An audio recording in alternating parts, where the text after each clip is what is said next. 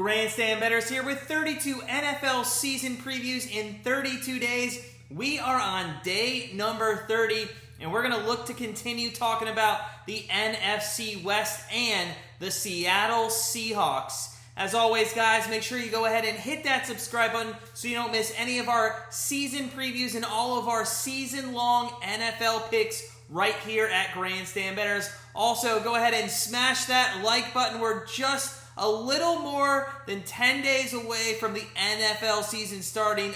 It's a great time of the year. College football's back. We cannot wait for the NFL season to start as well. Now, before we get into the Seahawks season preview, just a reminder, we're giving away $1,000 here at Grandstand Bettors in our NFL betting contest. You can sign up absolutely free. Head on over to grandstandbettors.com. The link is below in the description. All you have to do is put in 5 picks each week, and the winner at the end of the season is going to take home $1,000. While you're over at grandstandbettors.com, become part of our family. Start living that grandstand life.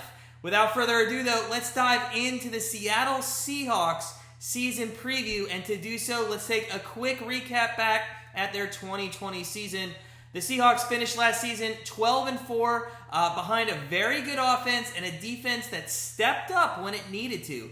Their preseason win total was set at 9.5, which they covered very easily, and they made the playoffs, but unfortunately, their season came to an end with a loss to the Rams in a wild card game. Now, the biggest issues they struggled with all season actually came up in that game, which was their offensive line and their secondary.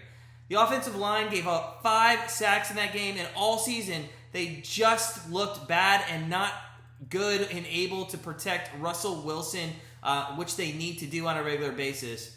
Defensively, their secondary was awful last season, giving up a league's worst 285 yards through the air. But they did rank 22nd overall in the NFL, and that was because of their superb run defense, which ranked 5th.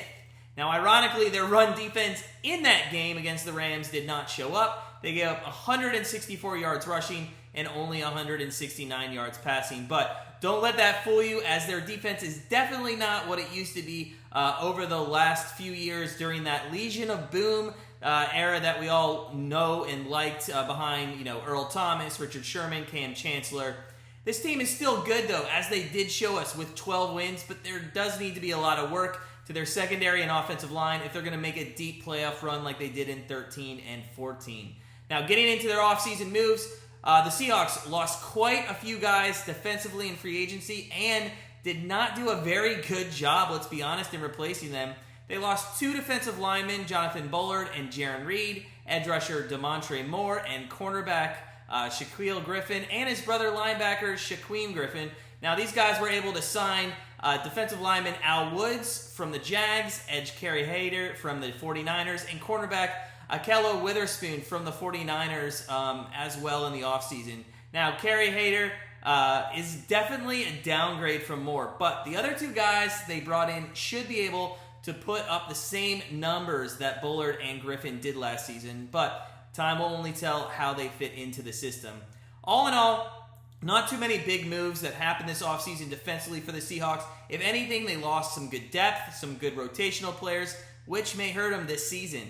Now, offensively, the Seahawks lost running back Carlos Hyde to the Jags, but in all honesty, this wasn't a big loss as they were able to resign Chris Carson, who had a good season last year despite some nagging injuries. They also lost tight end Jacob Hollister to the Bills, but they were able to sign Gerald Everett from the Rams, who showed a lot of promise last season and is very good at getting down the field. He's going to fit in nicely with this offense and expect a lot of short slants and routes across the field, slipping behind those linebackers as safeties move back in coverage to guard DK Metcalf and Tyler Lockett, their big deep threats.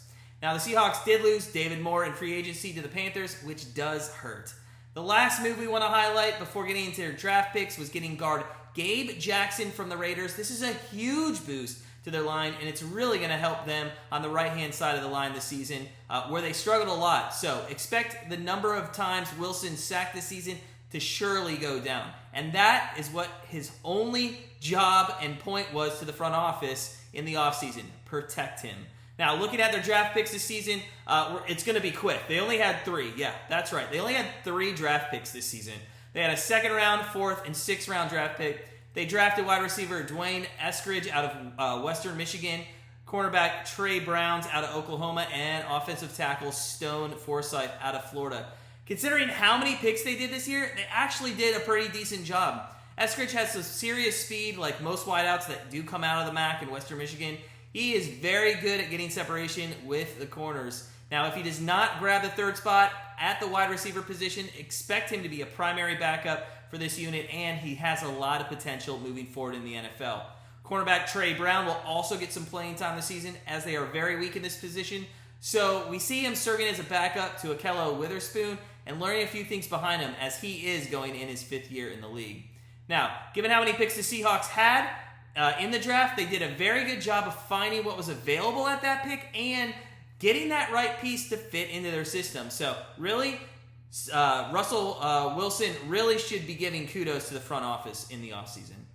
Getting into their schedule, they do have a hard one. It's the 12th hardest schedule in the league. Their divisional matchups will be tough again, as it has been in the past few years, especially with San Francisco presumably getting back on track this season. We had them beating them twice last year. Seattle beat them twice last year. But this year, we have them splitting with each team going 3-3 within the division. Now, their NFC opponents are games in the NFC North, which we have them going 3-1 in. And then they got lucky. Both divisional winners were the Saints and the Redskins, the football team. We still keep saying it. Within their schedule, they got lucky there because, let's be honest, Drew Brees is gone, and there's not really a quarterback other than Fitzmagic in Washington that can probably lead them. So we have them winning both those games. Now, if you add that up, that's 8 wins with 5 games left in the season. Now, their win total is set at 10 this year.